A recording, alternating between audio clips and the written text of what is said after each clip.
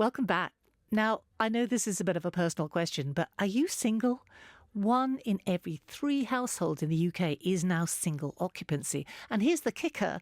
Being single is actually costing you more. The so-called singles tax, it's real. Couples pay less per person on everything, from energy bills to hotel rooms. So if you happen to be single, exactly how much is your relationship status costing you every year? And how can you keep that cost down? That's what we're talking about today. I'm Philippa Lamb, and if you haven't subscribed to the Pension Confident podcast yet, click right now and catch every single episode in 2026. You don't have the luxury, to pursue your dream job. You have to rush into finding any job in order to survive, whereas couples have, income diversification. But there's also the psychological impact of having to make these big career choices without a sounding board. Whereas with a partner, you can sort of casually have these conversations. On a funny date once, it was a no-go after that, but he messaged me saying, do you fancy coupling up on the David Lloyd membership? Here to crunch those singles tax numbers for us, we have Bobby Seagull, Britain's favourite maths teacher turned broadcaster. He's written for the FT, and you may have seen him on University Challenge or pursuing love on the Netflix hit series Indian Matchmaking.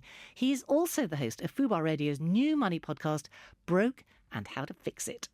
Emma Barnes, she's a self-styled real-life Bridget Jones. She's a former sales manager turned content creator since she became a breakout star of Married at First Sight in 2024. You may have seen her recently in a certain big brand's Valentine's ad. And from PensionBee this time, we're joined by Valentina Adaldo. She's a senior manager in the marketing team. She knows all about the added costs of not being coupled up right now. Welcome, everyone. Thanks for having us. Here is the usual disclaimer. Just before we start, please do remember anything discussed on the podcast shouldn't be regarded as financial advice or as legal advice. And when investing, your capital is at risk. Now, look, the thing I want to ask you right now, and I know it's a bit personal, but who's single right now? I am. Mine is complicated. So in physics, there's something known as Schrodinger's cat in a box. So the cat is both dead and alive at the same time. So I'm dating someone. So we will see where it progresses. Okay, but everyone's living alone? Living alone. No, I live with flatmates. Okay, but in charge of your own finances? Yeah, that's correct. Okay. It is amazing. We were looking at the numbers on this. Single people can expect to pay over £10,000 more on average every year compared to those who are in shared households. So, Bobby, where does that 10,000 come? Where does that come from? How does that break down? So the single tax isn't actually a government official, like you check your payslip, there is the single tax. No. We know you're not dating anyone. We're going to back 10,000. All it is like the small penalties of like your housing, your bills, your travels. All these there's a premium if you live by yourself and you're not having to share with someone. But again, if you live in the big cities like London, you think about your housing and your travel, they'll be more expensive. So in London, it's actually 20,000 additional per year on living and lifestyle costs. Bobby, do we know how much extra single people are paying each year on things like rent and bills? So in the UK in 2025, I think unattached Brits, or single people as we like to call them. Yes. Singletons. Singletons. Singleton. Shorthand. Yeah. Or shall we call them singleton? Which is a growing number in itself, right? Yes. More and more people are single nowadays. That number is growing. Yes, a sad state for people's hearts and their finances. This is true. But yes, singles. So I think it's just under 4K, £3,844 a year more on average than couples for household expenses. That's a huge whack. So you've experienced this yourself, haven't you? I mean, were you aware of it at the time? So I used to live in Bristol with a £2,000 a month property. It was £1,500 a month plus bills, so about £500 a month on bills.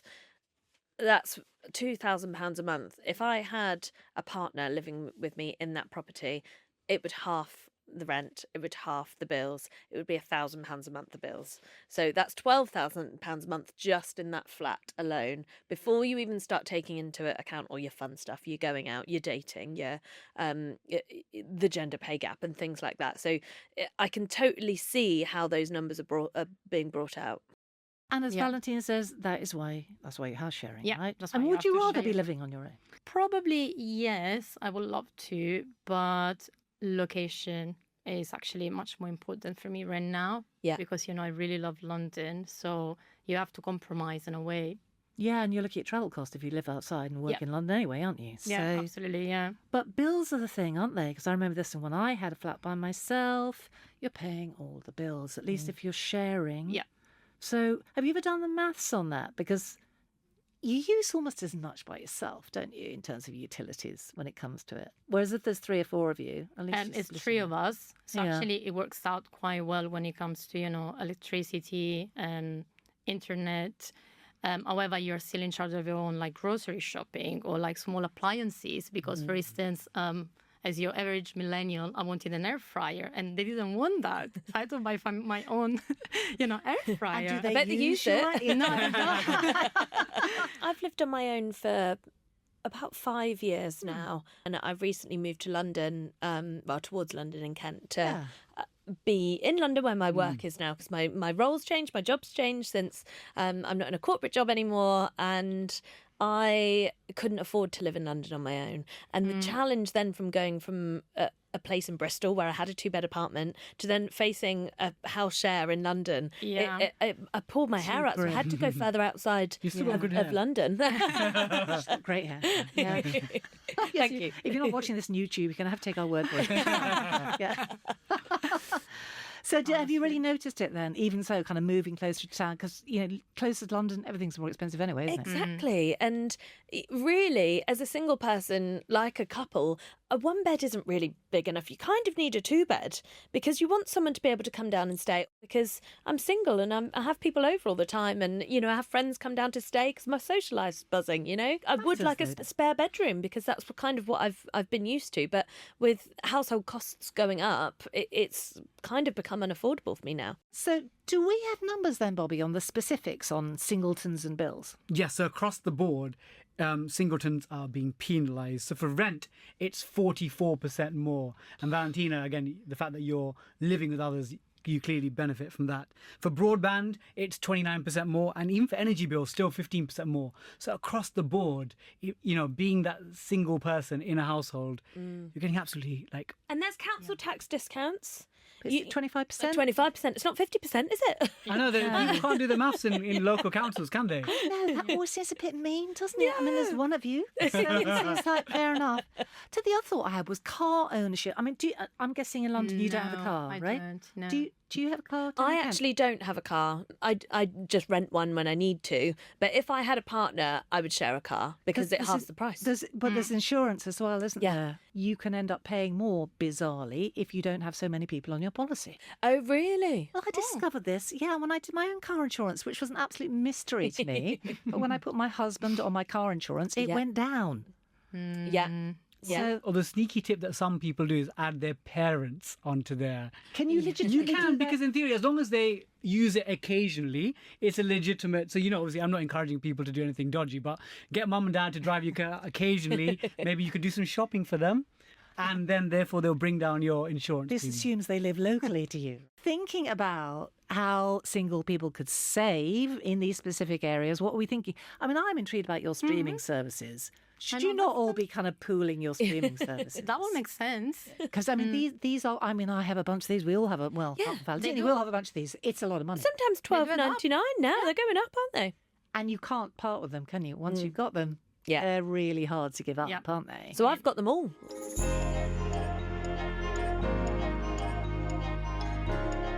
Okay, so if we think then, we've talked about renting, what about home ownership? Is it better if you're buying? But it seems to me that single people are probably at a disadvantage trying to get onto the property ladder, aren't they? Because just in terms of getting a deposit together? Yeah, it's just like the basics of economies of scale, because you got 2 incomes versus 1 income.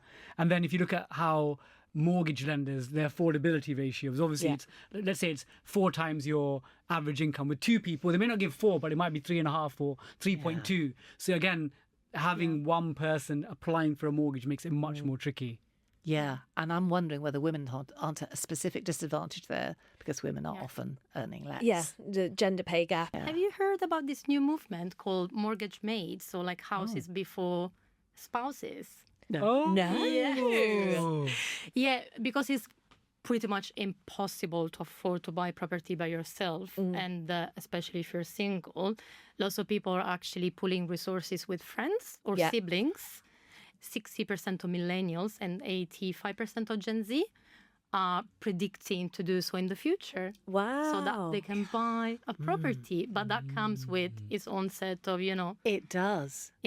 difficulties, because you have to have a very strict and clear agreement in place with your friends. Of course. As in Yeah. legal agreement. Yeah. Legal agreement. At some point, that arrangement is going to That break causes up, friction isn't it? And then what somewhere. Yeah. happens? Because you have to buy out. If someone couples up and Yeah. wants to go, Or if they move you're to going to have to different buy them out, aren't country, you? or maybe, Yeah. like different Life paths. moves Yeah. on. So you'd really need to like these people. Yeah. 'Cause we have numbers in this, don't we? So a couple could save for the average house deposit of, I think the average house deposit is about just over 40,000.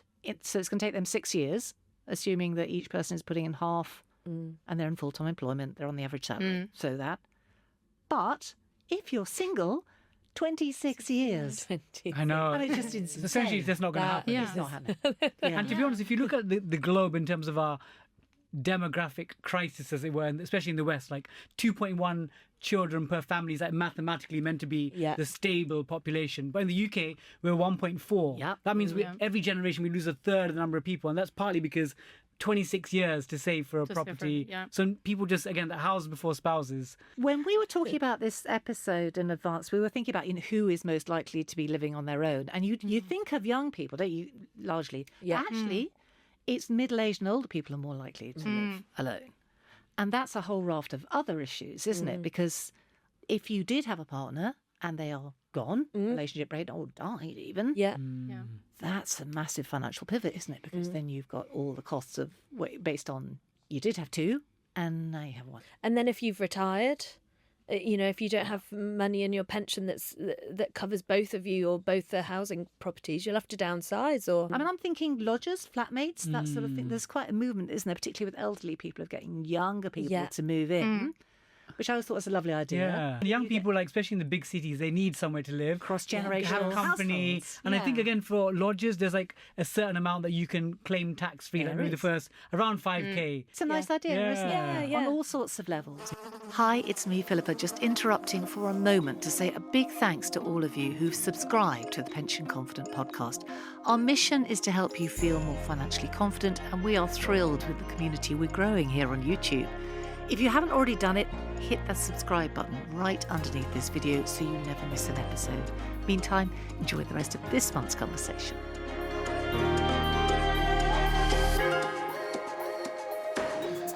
We did an episode about redundancy last time around and the kind of shock of losing your job. It's the same thing again, isn't it? That, Absolutely, yeah. If you're on your own, I have a personal experience in. Do you? that. Yeah, because I was made redundant 5 years ago. And obviously, because you have to rely on your own finances, how did you manage? Yeah, it was quite tricky because you don't have the luxury, to pursue your dream job. You have to rush into finding any job in order to survive, whereas couples have, income diversification. So if you lose a job or you take a pay cut, your partner can support you with rent and bills. But when you're on your own, you must have a much larger emergency fund. Yeah. Because you need to think about the unexpected. And it's whatever harder to happens. get that emergency fund together because you're a single person. Yeah, So exactly. it's kind of, you get caught in this doom loop, don't you? But there's also the psychological impact of having to make these big career choices without a sounding board. If you're, again, with me, I've been living by myself for many years. My parents, bless them, on WhatsApp, Zoom, anything is, I need to learn to be more independent as a grown man. But like every decision, like, Mum, Dad, like, there's this podcast coming up on Tuesday. And then in the afternoon, should I do it? Whereas with a partner, you can sort of like casually have these conversations. You do. Yeah. I mean, it's that thing, it's like self-employment. I did this myself. That moment when you think, actually, I'm going to stop taking a paycheck. I'm going to be self-employed. I mean, that isn't. It's a leap of faith. It's a leap of faith. You know about this. You've done it yourself, haven't you? Emma, what do you reckon? Yeah, How absolutely. did you feel about doing that? I had a awesome corporate career. I absolutely loved my job, and I'd still be working there now if it wasn't for this. sideways move, and they didn't allow me a sabbatical. I had to leave the business, and Right. Their loss. I still have a great relationship with my ex-employer. Shame, though. But my parents, that was one of the biggest things. What are you going to do? You're going to come out, you're going to have no job. There's going to be no... So I ended up having to get a lodger, actually. Did you? When I came out of the show, I didn't have a job for a couple of months. I was still paying my rent, still paying it. So I ended up... It was only for summer, only for 6 weeks, but I needed that income. Otherwise, it was bank of mum and dad, because I didn't have a partner to turn around and be like, oh, can you sort out the food shop? This, you still have to pay for it yourself. So do we have numbers on financial resilience, Bobby? Yes, we do. And again, this is lower as you'd expect. And again, 29% of single people aged 18 to 40, so there's sort of the millennials and the Gen Z, they've got no emergency fund. So like the rainy day fund when you lost your job and you need cash to keep you tiding over, compared to 16% of those in relationships. So that's almost a double ratio. Because the other numbers we've got here, and they made me kind of frown and worry, was about single people relying on credit cards for household bills. 1 in 10 relying on credit cards for household bills. So what would we suggest they do instead? Certainly not a credit card if you can possibly avoid it, right? Get an Excel spreadsheet and start budgeting. Yeah, talk to your utility company if you're struggling to pay, all those things. Yeah, rather than racking up credit card debt more happily. The fun stuff. Holidays, travel. Mind you, having said that, solo travellers, I mean, this is the one everyone knows about, isn't it? The single room, the dreaded single room tax or the single supplement. Have you experienced this? Of course. Yeah. Absolutely. I think naturally, me and my friendship group, we tend to book Airbnbs and sort of big houses when we go away, which makes it a little bit cheaper. But for hotels, if you look at a hotel room in London, if you wanted, say I was still living in Bristol, coming up to London for the night, 120 quid minimum probably for a hotel room. You'd be lucky. Exactly. If it was last minute, it'd probably be towards 200, right? If you think of half that, £60 versus 120. Yeah, that's acceptable. It leans with you with booking a hotel versus not, right? Yeah, it really does. So, and transport's the other thing, isn't it? Yeah, absolutely. And it feels like life is buy one, get one off price for couples, but then full price for singles, right? Even when it comes to travel insurance, for instance, you pay more if you're traveling by yourself. Yeah, you have a supplement, on single, That's so ridiculous. Because I'm thinking about things like train journeys. Yes. Because you can do this kind of like two people Two together. That's... And it does not need to be a romantic relationship. I did it with a colleague when we were doing a lot of work up in Manchester. And you have to travel, or at least you did then. I don't know what the rules are now. You had to travel with that person. From that terminus station to the... Yeah, so there had to be two of you. So if you have a quarrel in the middle of the journey...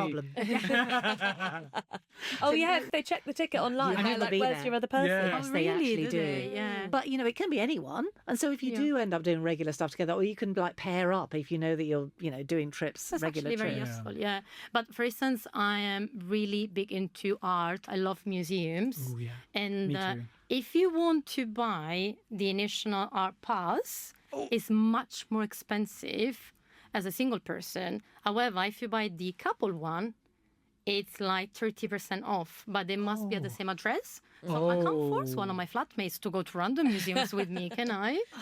Right? It used to be with the gym, but they didn't necessarily check you're at the same address. So at my old gym, it was quite a fancy gym. Gyms, yeah. I was going to say my gym didn't do that. It was saving about 50 quid a month off the membership. Really? Yeah. But like between two, so there were many non-committal relationships that I knew of. Not a funny date once. I actually, it was a no-go after that. But he messaged me saying, do you fancy coupling up on the David Lloyd membership? Really? And I just, what can you say? I didn't want to go on another date with them. I don't want to be in this non-committal relationship either. Yeah. On the kind of museums and galleries thing, I'm thinking about this because I've just renewed a couple of London museum memberships, and the ones where you can take a friend free strike me as a possible thing for single folk. Because if you basically have someone who does like doing that stuff, you could split the cost, couldn't you, of one of those, because it's cheaper than you both joining. Yeah, for sure. And do that thing where someone goes in with you free, but obviously you have to go on the same day and all that. Yeah, So it's a bit limited, Yes. but it is cheaper.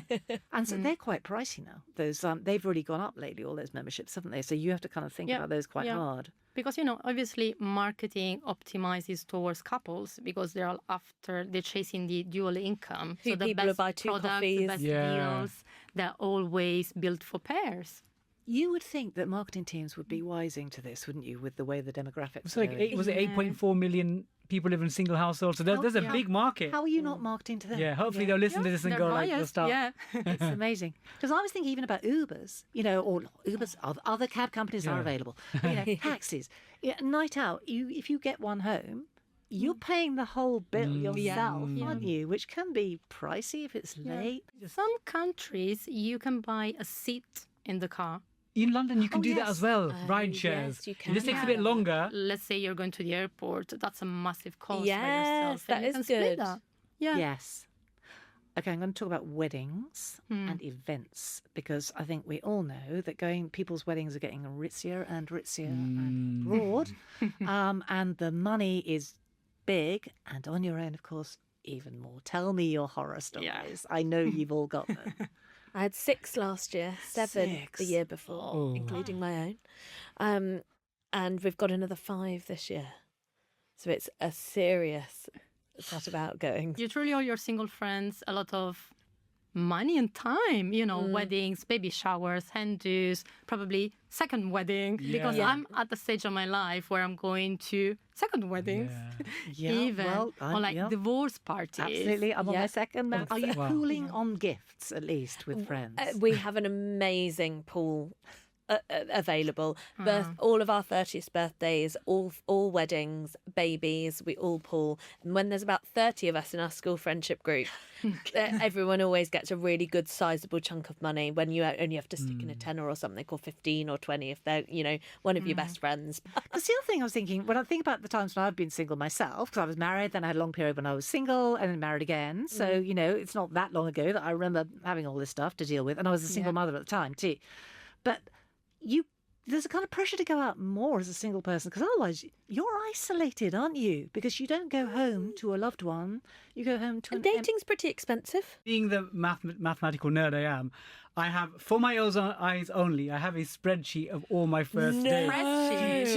Yes. And after like 10 first dates, I'm like, I'm a mathematician. There's great data here. I know it's not very Are sexy. you ranking these women? Well, on if you've whether got they data there, you can choose to rank them if you want. I've had, again, it sounds like a lot, but over 14 years, 158 first dates. Did you pay for all of them? So, but like pretty much 99% of first dates, again, as a guy, you always insist. And I always think there's like this charade. Yeah. I'll always want to pay for date one. If they like, oh no, I'd like to pay. I'd love to see them to pretend to pay. But if they don't even like flinch, It's a I see it as a no-go. bad sign. Bad sign. What do you two do on dates? Do you offer to split? Yes, I will say, yeah. I always choose to go to a pub for the first date. They buy the first round, I buy the second round. And if we stay for a third, they can buy the third. Excellent. That's That's a Avoiding kind of meals, rule. I think, is an excellent plan. I definitely, I went with coffees. You can leave quite rapidly over coffee if you want And on to. park dates as well, Yeah. Park dates. A dog Yeah. walk or You a can go park for a date, stroll. that's good. Yeah, it doesn't have to be a meal because what if you don't like them? You're stuck with them Oh, for 2 hours. one pro tip is, you know, that a lot of London museums have London Lates, so National Gallery, Tate Modern, Tate Britain, Oh, and they're great. free And to they're free. enter, and you can buy drinks, but that's a cheap, great date. That is an excellent idea. It's my number one Yeah. choice. So of my 158, a lot of them, a sizable minority of them would have had that. Dating profiles, some of them, you pay for these dating sites, don't you? They're not all free. Oh my gosh, some of them are about 40 quid a month. Yes. Wow. I'm not paying £40 to find a boyfriend a month. agree. It's crazy. At one stage, I think a few years ago, I paid 500 quid for dating apps in a year. Time is money, because obviously if you have the freemium version of these apps, you only get you get maybe 10 profiles a day, maybe 5 swipes. Whereas if you pay for the premium, your 15 minutes of swiping, you can be efficient because you can do the filtering for whatever things that you want to filter on. For dating, efficiency is key. Right? Because otherwise, I find Let's not call it too transactional. Because just looping back to the actual cost of dates, I saw a NatWest survey recently, and the numbers are high. 43% of people in the UK, so kind of like heading for half, spending between £50 and £100 on a date. Now, obviously, it can be more. It's you're not going to be less, is it? Even if you go to the pub for 2 or 3 rounds of drinks, it's going to cost you. I've consulted my spreadsheet. I've tracked my average price. It has gone down. Is there a graph? Yeah, there's lots of data. This is a rich set of data. Over time, it has ticked down. So in the early days, I would say £60 to £70 per day. So it'd probably go for dinner. Now it's probably come down to an average of 50. But overall, over the course of the 158 dates, about 56 quid a day. That's like 10 grand on first dates. That's quite and an it adds up. investment, isn't it? Again, the way I see it is, as long as you're enjoying the process, having a good time, and eventually you're hoping it will lead to the right person and you will feel worth it. But it can feel a bit thankless if you're going just first date after first date. And you just don't like them, and you just think, what if I just spent 30 quid on as I could have stayed at home and watched TV. Yes.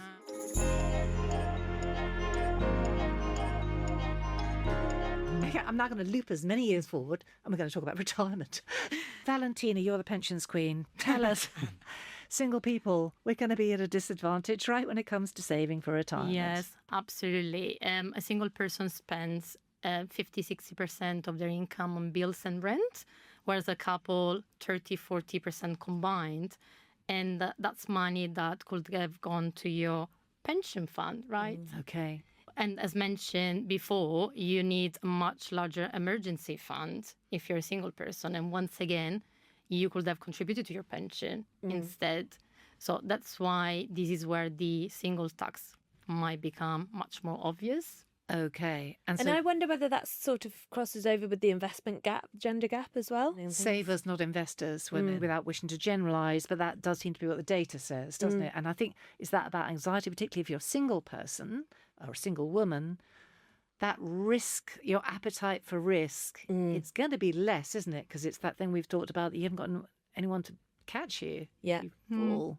And again, that compounding, if you're in your 20s and 30s, you're not saving, you're not investing, you think, it's only a small amount now, but over the course of 20, 30, 40 years, that compounding impact of being single becomes huge by the time you retire. And when you're retired, because I'm thinking even then, you're at a disadvantage, aren't you? Because the state pension disadvantages single people. Yes, it does. According to the retirement living standards, which show you how life could look like at different price points when you retire, if you want to lead a moderate lifestyle, which is basically one trip per year, a couple of dining out per month, or like one takeaway actually per week, you will need, as a single person, £31,000. So you would expect that in a relationship you will need 62, right? Yeah. Okay, but it's actually 43,000. Yeah. So the bottom line is life in retirement is 44% more expensive if you're a single person. Wow. This litany of disasters we're talking about, how single people are disadvantaged. I'm kind of keen. The world's against I know it is. This is not. I mean, I can think of lots of good things about being single. I enjoyed being single. Did you not? I mean, I know you don't want to be single all the time. People don't necessarily want to be single all the time, but I enjoyed a lot of the years. I don't want to live with a boy. They smell and they don't tidy up. Yeah. And they watch really rubbish programs. So, do we have other useful tips then, as a kind of rounding up of this podcast of like things single people should be thinking about doing money-wise? Find a buddy. So, like in life, You're right. Yeah. again, a travel buddy, a holiday buddy, a wedding buddy. So someone a close friend of yours that you can double up with. They probably will be single, because if they have a partner, I don't think they'll be too keen on sharing with you. But No, having that might be a bit close tricky. buddy- But great for your TV subscriptions. Yes, beg, you can borrow share. and steal. You can always add an extra account on your TV subscriptions. I'm wondering really if it shouldn't be more about what people in couples should do and the way they should think about dealing with their single friends, because choosing venues, holidays, outings on the basis of double income friends, it's really inconsiderate, isn't it?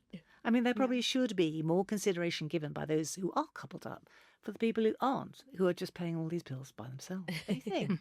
Yeah, absolutely. Look after us. We're We're poor. And we're a growing army, 8.4 million of us, and every year we're recruiting more members.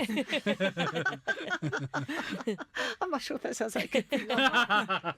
But be aware, I think budgeting is like, I've certainly seen it in the past couple of years. Budgeting's so important when you have a variable income, when you are single, when you could face singledom dooming around the corner if you're, reaching the end of a relationship, and actually that could come crashing down on you. Like, make sure that you've got a plan for that, because it's visible, the difference. Well, you're right. Most thing, actually, maybe being a financially savvy singleton is a bit of a superpower, actually. Yeah, It is. absolutely. Because if you can manage on your own, if you can make it all stack up on your own, if you do couple up, it's all going to be good. Yeah. You're not going to be frightened of it coming to an end, are you? Yeah. Because you know that you can hack it by yourself. Which I think is a rather nice idea. Yeah, that's great.